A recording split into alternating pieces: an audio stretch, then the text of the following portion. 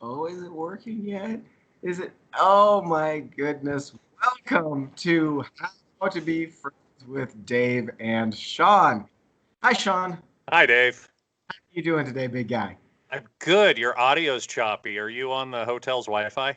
I am on. Actually, that is a great way to announce the fact that today's episode is from on location at an undisclosed Air Force base in an undisclosed hotel because I occasionally have duty. Well, that So, and most people's homes don't have an automatic door closer and evacuation route posted on the door to the oh, hot bedroom. damn. Yeah, yeah. Actually, I don't know if you'll be able to see it from here. Maybe you can see it, but in fact, can you see? This hotel is actually equipped with a VHS player. Nice. Yeah, I found a hotel with a dinosaur, so it's a I was able beautiful. to time travel. Yeah. I couldn't believe this hotel is huge, by the way. It's 2 bedrooms. There's a whole hallway. There's a kitchen in the hall, and I have 2 bedrooms. It's obviously meant for because another benefit of the coronavirus world is we can't put two You soldiers can't in the bunk same room. together, so So, LIK's got to cover double. oh, Nice. and of course it's order, so it's not LIK. But we have Oh, a lot to talk about this episode. We have a mountain to talk about this episode. yes. We Yes, I have think so. fan questions. We Good. got 3 fan questions at least to work with, unless you got some that I didn't see. Um, and some of those will take a little bit of time. We've got some interesting news and history to get into. And you're telling me that you have a sponsor to start out with. I sure do.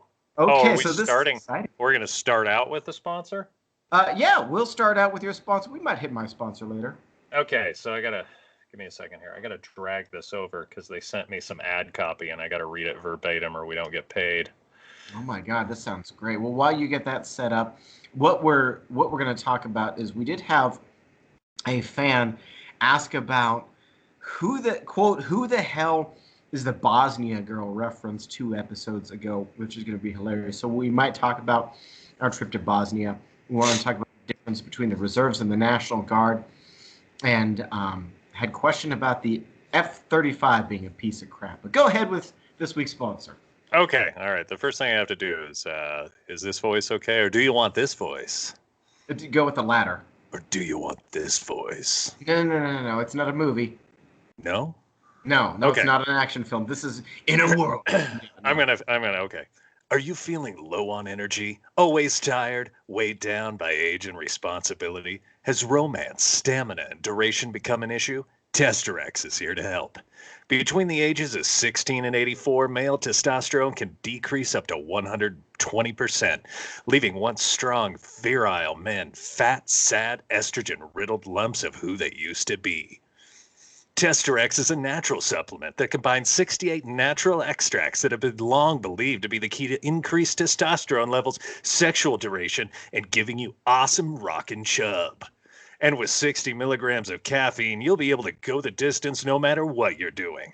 Kayaking, marathons, special operations, long distance truck driving, childcare, math homework. Testerex gets you the results you want to achieve.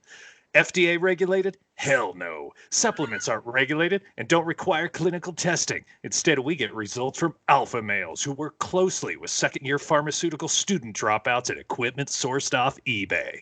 Side effects? Yeah. Try being stacked AF and always awake. Sleep? Who needs it? Sleep is for beta males, not pack leaders. Get it now, before some wuss has a heart attack and through a series of lawsuits leading to an investigation they find out Testerex is basically meth and we have to tweak the formula and change the name so GNC will sell it again. Use checkout code generic podcast for 20% off your order. Stop pushing rope and get stacked with Testerex. They paid $20 for me to do that. Are you serious? That's a real thing? No. I was gonna say we actually made $20. Be like, wow. That's almost twice our contributions to this point, Yeah. which is incredible. Okay, so now that we have that beautiful delivery, questions. Let's start out with the the F-35. For those of you who aren't aware, the F-35 is the most recent publicly known deployed fighter craft in the U.S. arsenal. That has been a boondoggle of money because, of course, they wanted a multi-role fighter craft. Now, Right. I know a few things about this. I suspect that you're going to be more of an SME, subject matter expert, regarding that. Hit me with a few things about this. You actually, if you want to understand the F-35 multi-role fighter, I would suggest a movie called The Pentagon Wars, which starred Kelsey Grammer and Carrie Ewells. Is it Carrie Ewells who was in The Princess Bride? Carrie Elways? Elwes, yeah.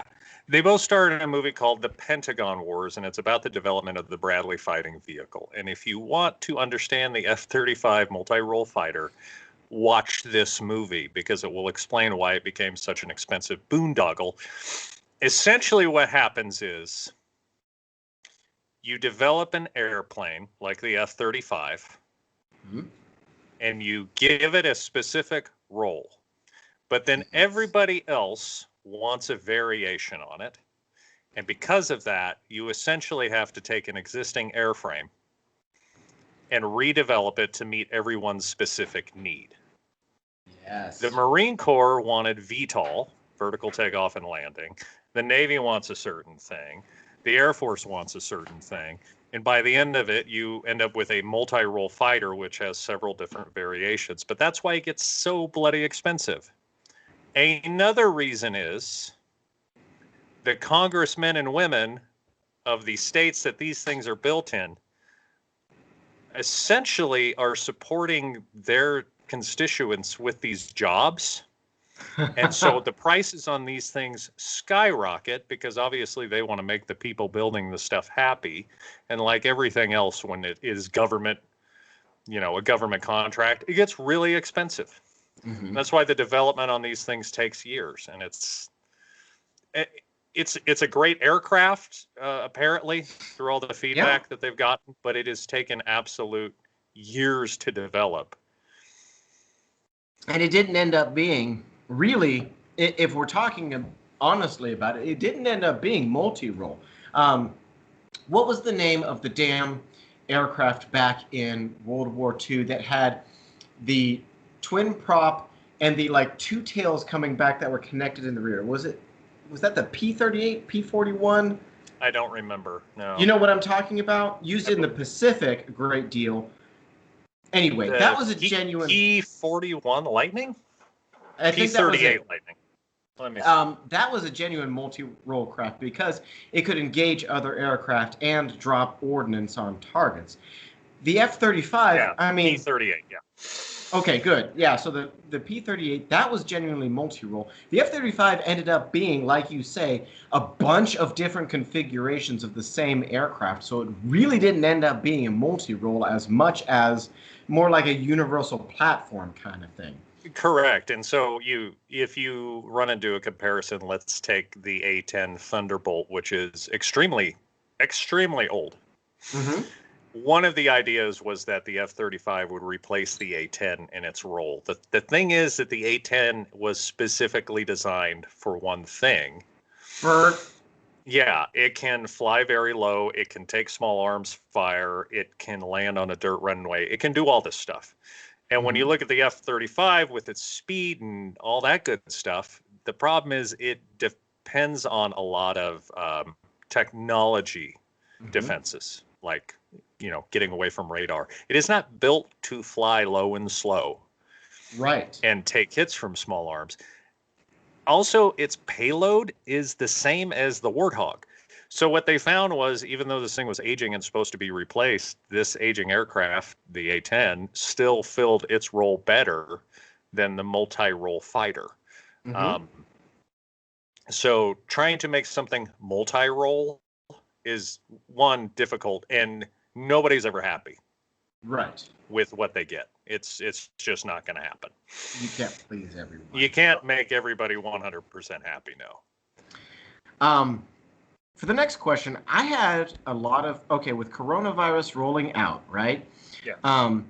And one of the successes out here in the Northwest, in conjunction with all of the failures, was that we were short supply, but I got called and a lot of people got called to be available to give the vaccinations. Now, they ended up only needing the National Guard because, of course, we've got a lot more people who can stick a needle in an arm than we actually have stuff to go in the arm.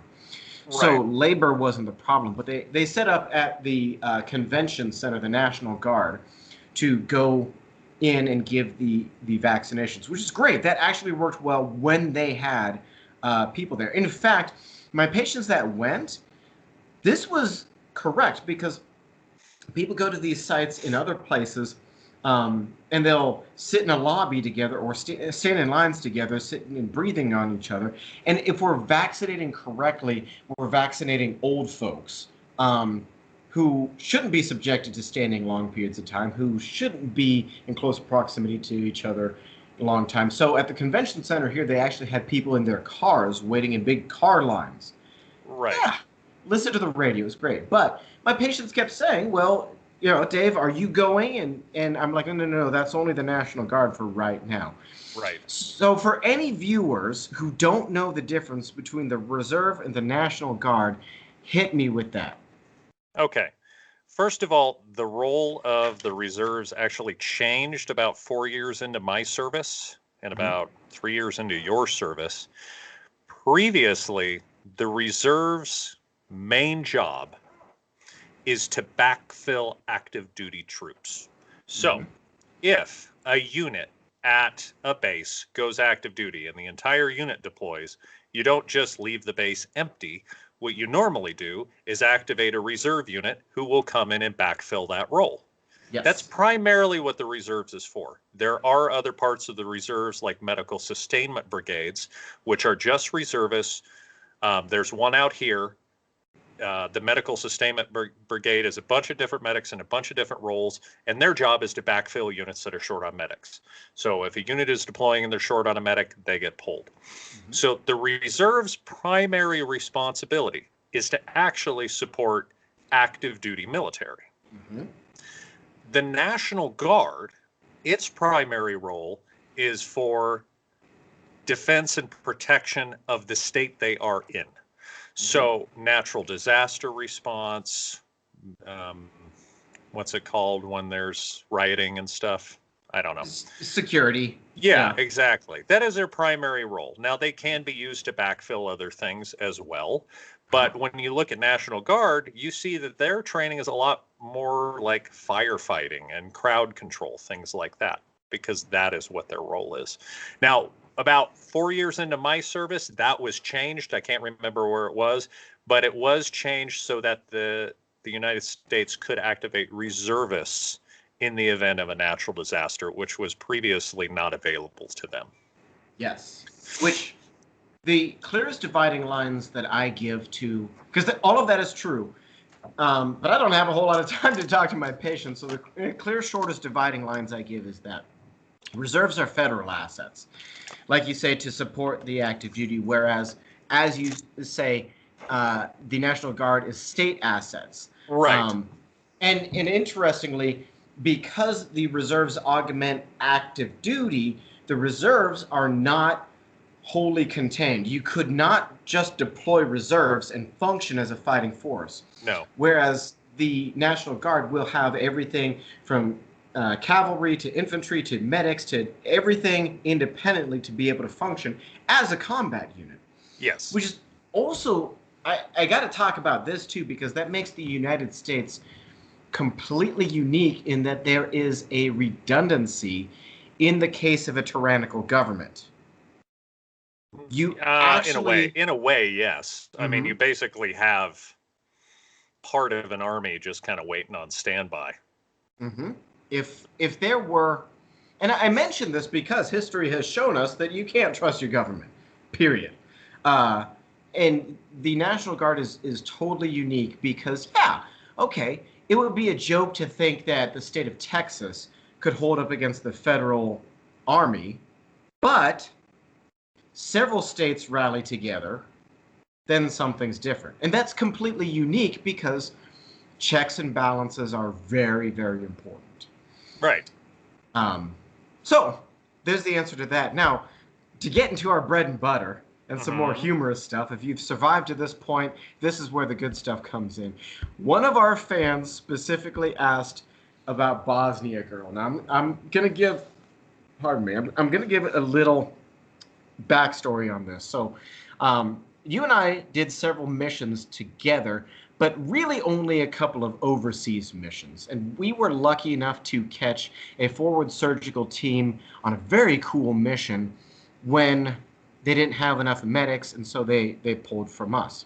Right. And it was such a cool mission because of the fact, and we've got stories from this. We may talk about some of them in this podcast. We may save some for later. One of them I want to hear from you about. But specific to this question, okay, Yes.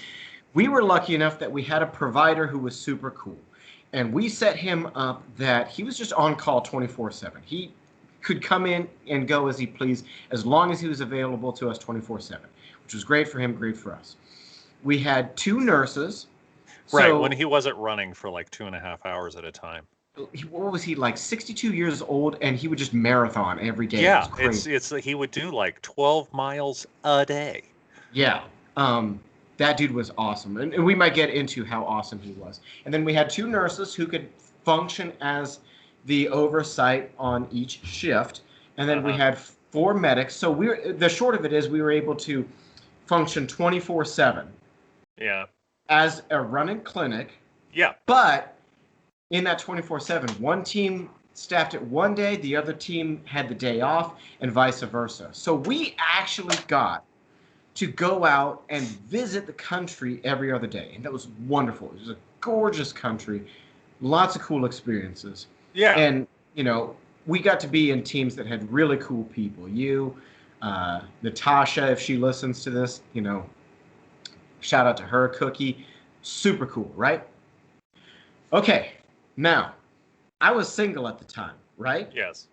And so, And I was had, married and my wife was pregnant. She was very angry that I would get stuck there and she would have to give birth alone. So, yeah. Did she end up having to give birth when you No, I got Thank back God, and she yes. gave birth like 3 weeks later. Yeah. I'd forgotten. You were a little bit stressed out about that. But Yeah, I was a little bit irritated. we had a lot of good teamwork on that mission. But specific to the question, Bosnia Girl. So you are an excellent wingman among being an excellent friend as well. And you made an effort to try to hook me up with a girl at a shoe store. Do you remember this? Yeah. Now, this is interesting because, one, you have to understand that English is actually kind of well-spoken in Bosnia. It's kind of hit or miss, which is very surprising given the fact that there are like 4 different variations of the dialect. So when you say thank you in Bosnia and go, hvala, they go, no, hvala. And then you go to the next store and you go, hvala. They go, no, hvala. And so but then you're like, hello, and they say hello. So you're like, oh, cool, English. So we went to a mall in Bosnia, which I did not expect because there's not a whole lot of expansive infrastructure there. So you wouldn't expect to find a mall. Right. It's not third world. It's not first world. It's kind of second world. Yeah, they're definitely still recovering from what was essentially, a giant conflict. But so much so that the barracks we were staying in still had bullet holes in the walls from where they executed people. Like they're getting came under attack. It was very cool. Yeah, and we were driving through there were still shells from firefights on the ground and minefields. It's a country that is currently trying to repair itself. So we go to this mall, and it is a beautiful mall. Great mall. And we go to a shoe store, and I cannot remember why we went to a shoe store. Yeah, someone needed to buy shoes, and we were all staying together. Yeah, and there was like 4 or 5 of us. And this very attractive, very Catholic woman, also very Catholic, this country. Very Catholic country, yes. Was helping David. And you have to be extremely respectful because it is a Catholic country. And David is very shy when it comes to these things. David has 2 modes when it comes to being single. He's either extremely shy or he opens up way too much. So in this moment, he was very shy. And I said, oh, hello, my friend, He thinks you are cute. And she kind of looked at me. I said, his name is Dave, and he would like to talk to you. And her response was, no. And I was like, okay, understandable, but why? And she goes, he is weird. Which I'm assuming was the only English word she could think of that worked. Because I was like, Sure. weird. I I officially was trying to wingman you, and I struck out so hard. Yes, entirely my fault because on a short shopping interaction, somehow this woman was able to like 100% get a bead on my oddity. So Which was weird, and I will tell you this right now. Like, and they were very good about warning us about Bosnia. They were like, "This is a very Catholic country. You will offend somebody. You need to maintain what you're doing." And we were stationed where? Okay. It was what south of Mostar. I remember that, and I think the town was called Kapolinia. Kaplinia. Yeah. Yeah. So they tell you they're very good about warning you. The women in this city, oh my God. An entire country of like minimum 8 out of 10 models. Yeah, it was absolutely crazy. Astounding. And on any given night, we're not talking weekends, like a Wednesday night at 8:00. Yeah. They are all dressed to the nines walking through the city.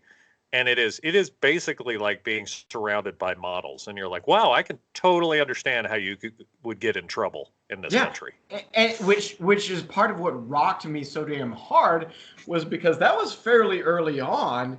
And so I wandered around this country of beautiful women as a single, really eligible bachelor, just being like, what is the point of talking to her? She's just going to think I'm a bald weirdo. Right. Another boy, there was a lot of stuff we did in that country. Yeah. Okay. Fun trip. Anyways. I want to actually get to your perspective on our code. You have to remember our code, right? Okay. Our code. Yes, don't panic. You'll remember. Charlie because Echo. So hamburger cheeseburger? Hamburger cheese. No. No. We'll get to it. Okay. I'll remember that though. Okay, so specific to this, I have talked about this scenario a lot of different times to new medics, to new trainees at work because it was an excellent case study. Yeah. Oh, you're talking about that guy we killed. Gotcha. Yeah, absolutely. So, and I think you'll tell the story funnier, but I've told it from my perspective 100 different times because it's such a good case study. And it was my first code, and I was, until it came time to crack ribs and crush chest, I was totally useless. I was completely useless. And so I will just touch on from my perspective. Okay. Anyone who's in the medical field who hasn't had a code, or anyone who works any type of emergency, I'm pretty sure a new cop could apply this as well, okay? When you run into your first emergency, you're going to go full stupid, right? Unless you're a special magic man such as yourself. And I went full stupid. This giant fella in this suit goes down, frothing at the mouth. Everyone's starting to panic. And it was Natasha and myself first responding to it. Now, Natasha was doing her best, but, she's bones and joints. So it wasn't her specialty. She was doing her best. Me, I'm total freeze mode, but I have a radio. And I was able to unclick my stupid brain by getting on the radio. We've got a problem. We need help. And that's where I want to hear Shawn's perspective, because we were up in a box. You were down on a parade field. You had the litter and the aid bag, and you came flying up there, chubby body moving 100 miles an hour. Okay, so hit me with your perspective at this point, because it was hilarious what I observed, and you were awesome. Okay, first of all, I will say this. The person who calls a code is one of the most important people, and I don't care what you think you're doing on a code. The person calling a code, calling the shots, telling people what to do is incredibly important. And in this case, nobody was calling the code.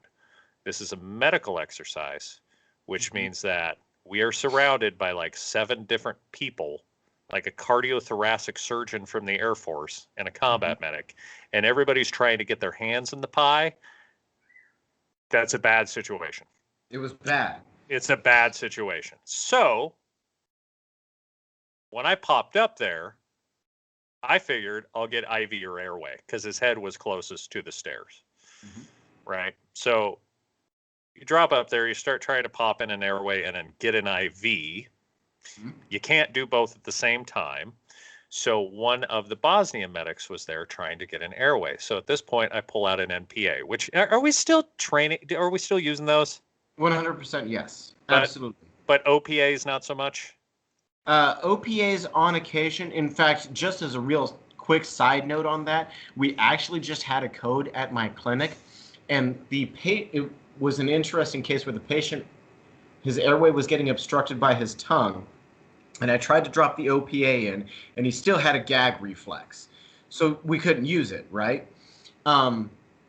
So we have our crash cart there. I asked the nurse there, I'm like, do we have an NPA? And the nurse was like, a what? I'm like, a nasopharyngeal airway, a nose hose. No. So we actually need to order those for our clinic because that would have been great in that case. Oh, yeah. But go on, because, yeah, I think the medic with this guy was actually his damn doctor. Right. So here's the problem you run into. Again, medical training is not the same across the board, which is the reason we were in Bosnia. So I hand this Bosnian medic a nasopharyngeal airway, which is a small clear plastic tube meant to insert into the nostril. And then it goes down your sinuses and allows you to have an open airway through your sinuses. And she sticks it down his mouth.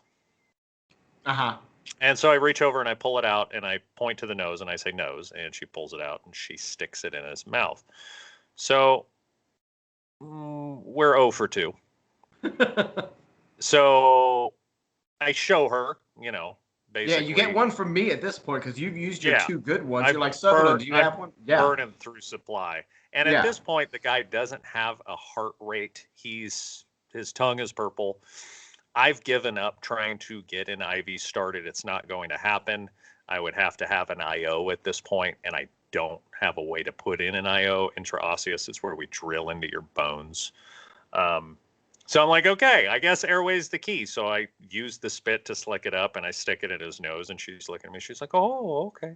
Yeah, you actually, to your credit, you did this like, ta-da, hand motion for this person who just wasn't getting it. Right. We get this guy loaded onto the stretcher. At this point, Sir Colonel Highspeed arrives with the defibrillator. We're using an AED, not a full Pro Pack. The AED is going off. We're trying to shock the guy. You got to carry him down the stairs. It's a nightmare.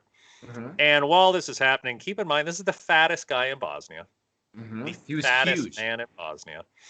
And Sutherland to that is trying point, to do compressions in a group of like 13 people, which means he couldn't get to the side and do compressions.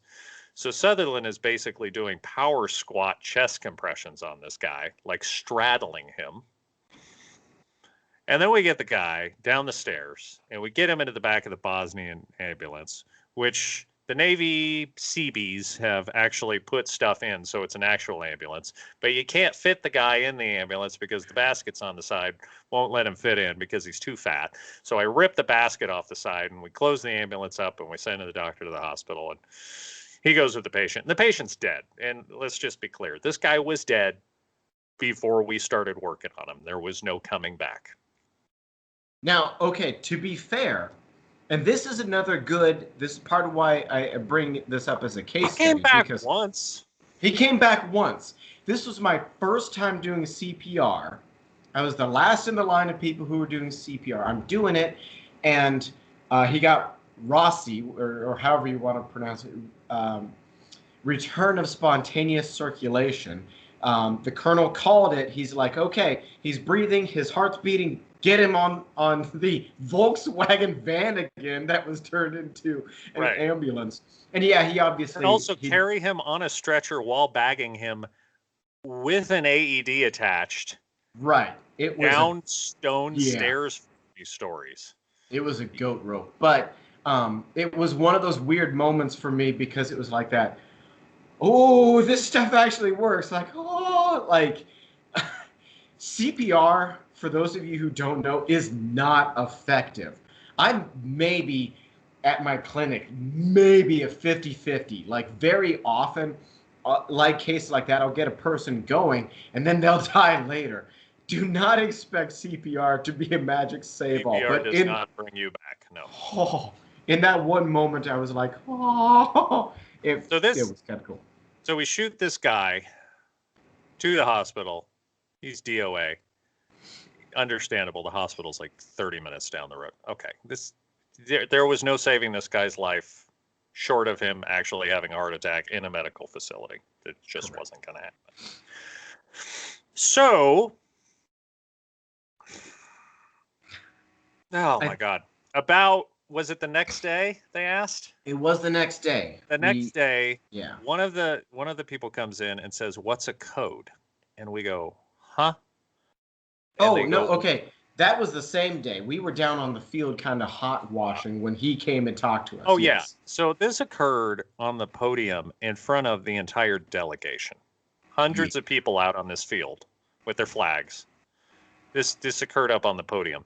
During this entire instance, though, nobody cut the mic, which means everything we were screaming and yelling was broadcast across this entire soccer field. So when somebody came up and asked, "What's a code?" we found out that all of the things we had been screaming, a lot of them not professional, had been broadcast across this soccer field. Yeah. And that's why they were asking us, "What is a code?" Now, the next day we go out. We expect this to happen. We're medics. It's not traumatic for any of us. Mm-hmm. We go out the next day. We go to the mini mart, whatever it is, and we look down, and on the front of the newspaper, there's Cookie. Every newspaper in Bosnia. Not just one. There's every Cook. Single one of them. And then we start flipping through it. There's me. There's Natasha. There's David. We don't know. You got to keep in mind, we're medics. This is emergency medicine. We didn't have a docket on the patient. We don't care what your name is. We're just trying to get air and blood flow. And we asked the person at the mini mart what this says, and it said, "Minister of Bosnia Defense dies," something like that. And we're like, oh, we failed to resuscitate like the third highest ranking person in Bosnia. In the entire damn country. We kind of hid the rest of that day. Now it hits the fan because we go back and the Air Force has just found out about this. And now it's like, oh my God, this is going to be problematic. What have we done?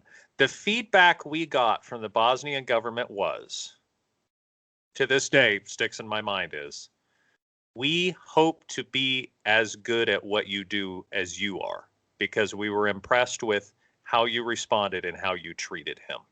Yeah. So we knew we were okay. But holy crap, I was having like a panic attack for 3 hours. I'm like, we're going to get kicked out of the country. There's going to be an investigation. People are going to look into our practices. But no, we did everything by the book. Yeah, we did. And especially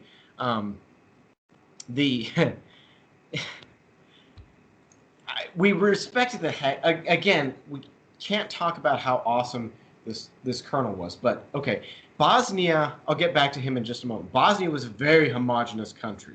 Like 100% WASPs. I guess that if they were Catholic, they wouldn't be the Protestant part, but like 100% white people. That was part of what our concerns is. Cookie was like the only Asian person anyone had seen. Right. And he was on the cover of all of these magazines, so we're like, we need to keep our dude hidden because people are going to pick him out. But we're sitting in that clinic afterwards, and I remember this was being super awesome. Oh my God, yes. And it's still with me to this day what he said. Right. I think it was Natasha doing her NCO job, like double checking to make sure we were all okay. And we all immediately started joking, like the typical jokes that you would get from a heart attack patient. You know, oh, his heart wasn't in it and blah, blah, blah. We're just joking around. And the colonel's just sitting there doing his charting, doing his job. And we're just joking. And he goes, and he just looks up. And what does he say? Do you recall? Go ahead. He says, "Guys, that's just tacky." And he goes back into it, which is a high nerd medical joke. Yeah, he wasn't saying it was tacky. He was referring to tachycardia because he did have a sense of humor. He was great. Oh I my want to God, grow up to so be good. just like that guy. Yeah, he was fantastic. Which proves once again, as we Oh yeah, this was also the same trip that one dude was walking around with a NASA patch on, and we were like, "Where are you wearing a NASA patch?" And he's like, "'Cause I'm a space doctor." Yeah. And we were like, yeah. "What?" Yeah. And in that particular case, that was fun because we're all standing there like just gabbing like we do in the military, and we like notice this guy, and he was like a full bird, and so like a bunch of like specialists didn't want to like.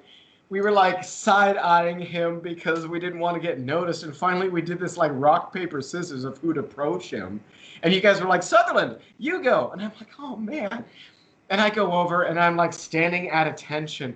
Sir, may I speak to you for a moment? He's like, yeah, what's up? I'm sorry, we couldn't help but notice your NASA patch. Like, yeah, I'm sorry, are you an astronaut? And he's like, no, I'm a doctor for the astronauts. I'm the doctor for the astronauts. We're like, and by that time, you guys, I think it all come over. And like, he was so gregarious and so warm and so friendly. He's like, yeah, I'll come to your class, your clinic, and teach you class on this. We're like, yes, please. Do you remember that class? God, what did he teach us? Okay. So I'm glad we're getting into this then, because I don't. Okay. Some of the things that he talked about made a hell of a lot of sense. I mean, he had to monitor their lab values, their musculature, all of this stuff, because of course the body functions different in low gravity. And he would talk about these astronauts coming back bobble-headed. Right. Because our circulatory system is so used to fighting gravity to get blood up to the head that astronauts' heads literally get larger from being up there so long.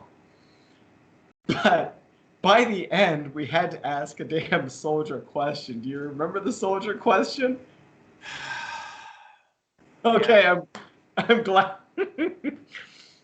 So he was like, he gives us our presentation. He's like, okay, guys, any questions? And, people ask a few things, and then finally, hey, Doc. Hey, Doc.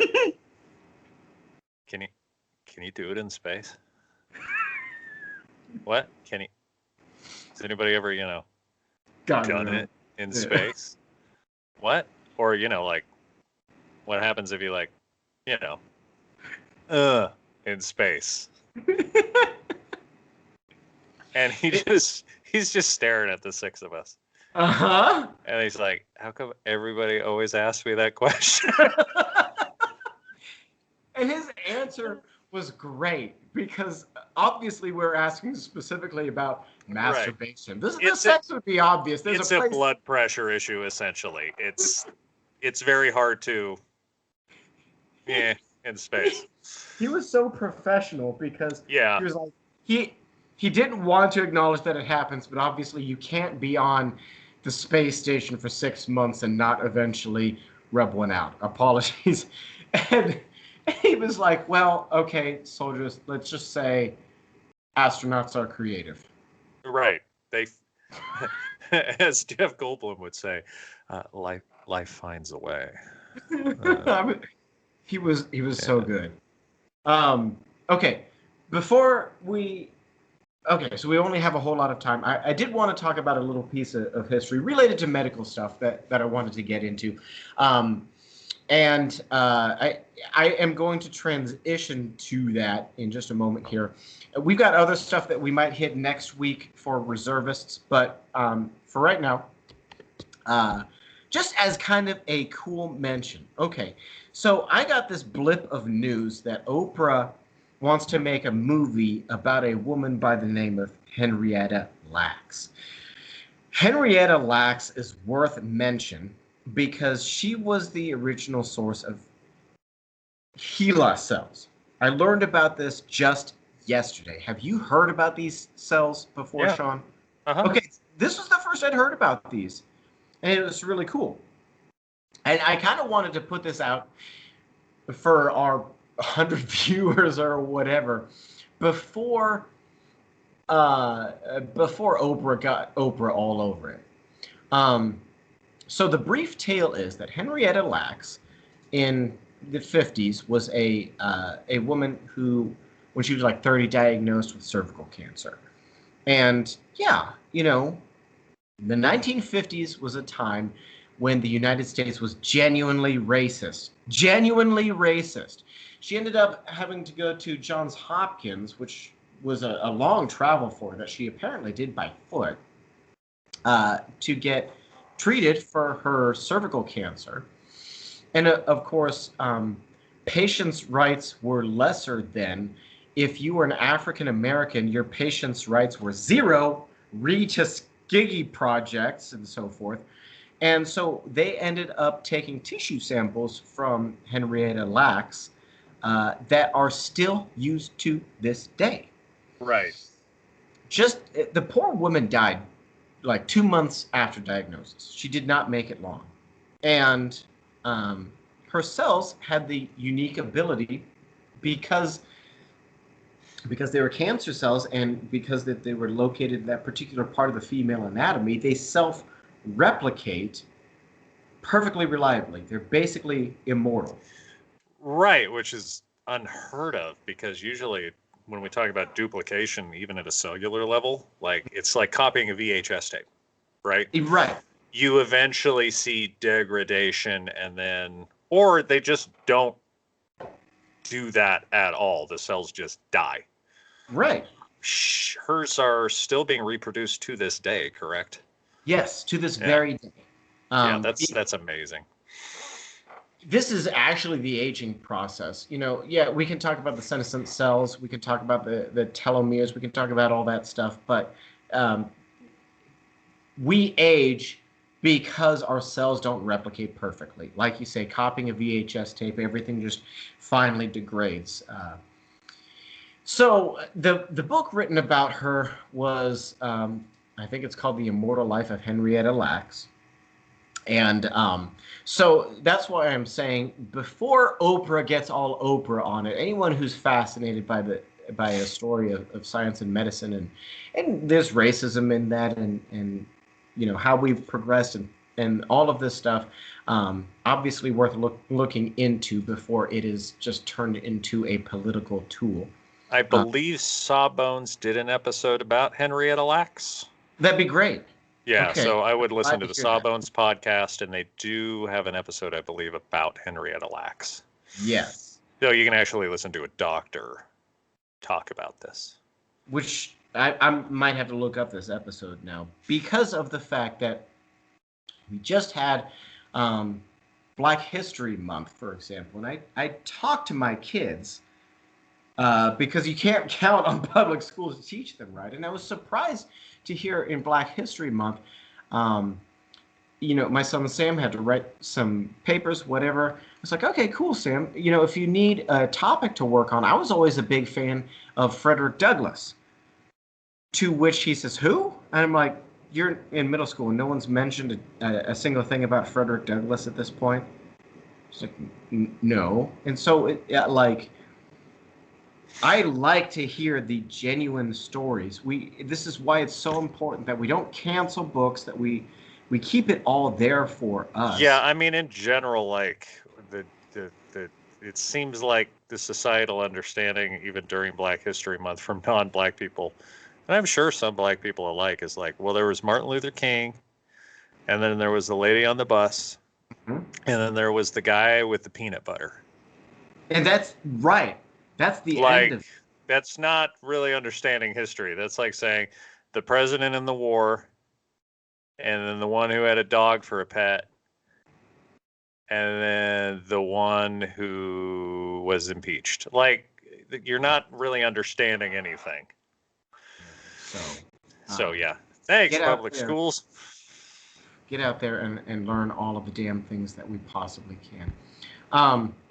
Okay, we still have a hell of a lot in here, and we don't have a whole lot of time left in the episode. So, Shawn, was there anything super exciting that you wanted to hit before I get into something that blew my mind? No, go right ahead. Okay, so totally fluff piece at this point. Okay, I'm sitting at work. We have a travel nurse who has put his Spotify on at the nursing station, which Is a was travel wonderful. nurse like a normal nurse, except like smaller and compact, and you can fold them up? I wish. I He was an incredible nurse. I would have been happy to take him wherever. I'd take him on orders with us, but um, I'm sitting there listening as I'm doing like a little something on the computer there, and I hear something that sounds very similar to, like it comes up almost exactly like, uh, that is what we are, reaching for the stars. Come away with me to another place we can rely on each other. From one corner to another. Do you recognize the lyrics? Yeah. Okay, what do you recognize it from?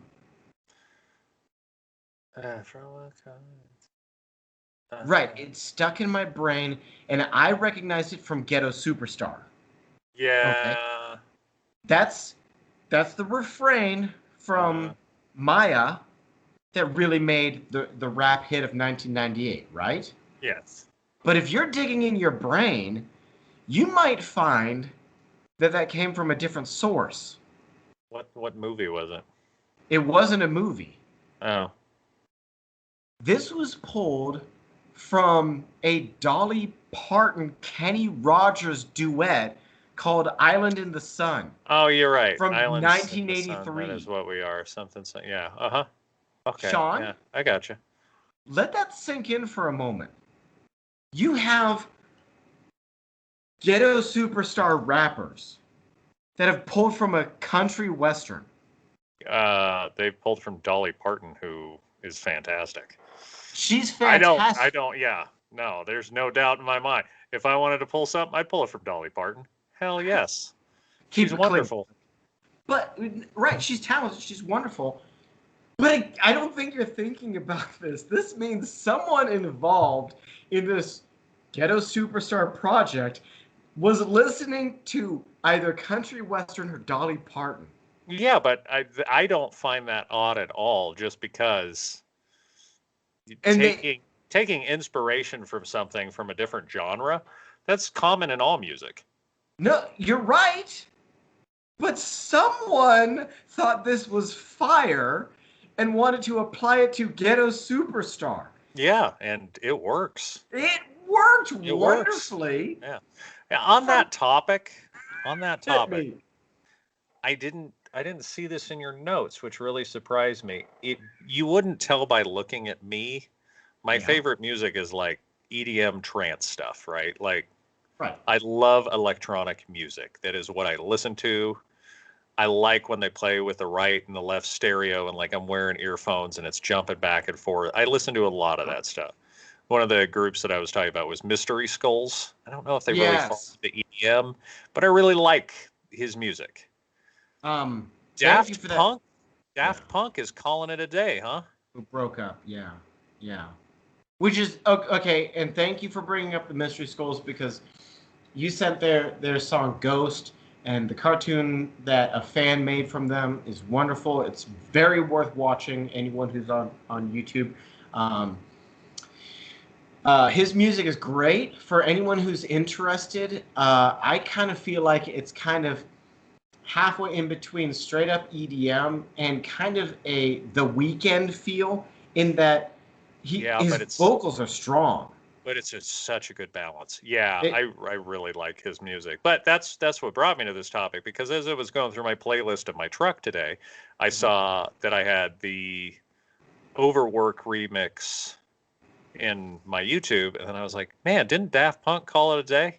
Mm-hmm. I didn't know how you felt about that, because you're a big Daft Punk fan, right? I love Daft Punk. I've listened to nearly everything that they've produced, because they changed the world of EDM. There's a few in my particular taste. I mean, I love Fatboy Slim. He's incredible. I love Basement Jaxx. He's incredible. But Daft Punk was unique in that they were one of the few bands to make it very mainstream, and to do a wide variety of things, and to have highs and lows. They were in, then they were out, then they were in again. It is sad to hear him go, but they provided us 28 years of music. Yeah, no, absolutely. No, I just didn't know that I don't know when the last time they released an album was. I think the last one, and I don't know the title of it, but it may be the one that Get Lucky was on. Okay. I will say this, this has been brought up by another podcast. If you like Daft Punk, try listening to Justice. Justice is great. Justice is really good. Go straight to DANCEE. Right, that's probably what you people don't know who Justice is, but if you do the DANCEE, that's Justice. And they have and they're all over the board with their music, but most of it is fantastic. Yeah. So we're here to give awesome recommendations.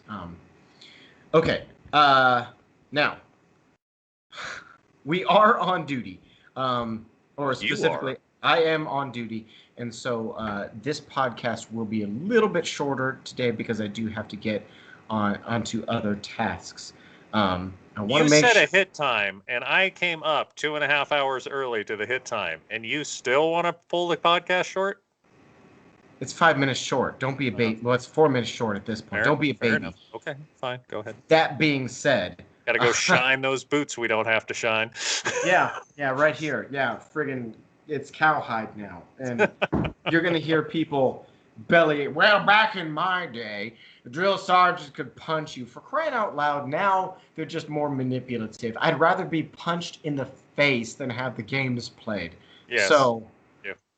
The military is not better or worse. It's just different. I mean now okay, you get me on a tangent when I'm trying to wrap this up. Now, for example, that same time when drill sergeants could punch you. I'm sorry, but this is a reality of things. There were not necessarily the same challenges that were presented by bringing women into the military. I want to be clear. I am not saying that women in the military is a bad thing. I have worked with women who emasculate me. They're incredible soldiers. What I'm saying is the unfortunate reality is the female body is more likely to suffer injuries going through the rigors of combat training. It's the same between you and me. If we throw 80 pounds on you and ask you to ruck 10 miles, at 6'3", and at the time you were probably 200, fit, you are less likely to suffer injury from that than me at 5'7", 165. Considering we share the same loadout, yes. Exactly. So when you factor in, a fit $120 female with 80 pounds on her back, I saw so many times when the biggest soldier in the unit had to carry hers or someone else's gear who suffered an injury back to base because of how much more likely injuries were. So yeah, the military is not easier now, better, worse, or the same. It's just different challenges. Yes. And again, I want to be clear. No one get woke on me. I love working with the female soldiers. Gotta get that woke. There is just certain like I say, there's reality difference between you and I. Yes. Yeah. Okay, since you're getting all butthurt, any final points that you want to hit here, Shawn? No, I'm good. I'm just joshing you. You're a beautiful, handsome man, and I appreciate your time. Again, all of our information is in the bio. Please do subscribe, like, share with your friends, and so forth. Participate in that. This is designed to be you guys' podcast. The more that you send us, do with us, the more involved you guys are going to be. Right. So, I want to thank you, Shawn. Thank you, Dave. For your service. No. You don't need to thank me for my service. I got a paycheck for it. Hey, if you're out there, you get upset when somebody doesn't thank you for your service or acknowledge the cap that you're wearing has your old unit on it. You got a paycheck. You're good. Shut up. Yeah. Very valid point. It is a position of service. We are here for the people. The people are not here for us. On that point, Shawn, Have an amazing evening. You as well, Dave. I'll talk to you later. Bye.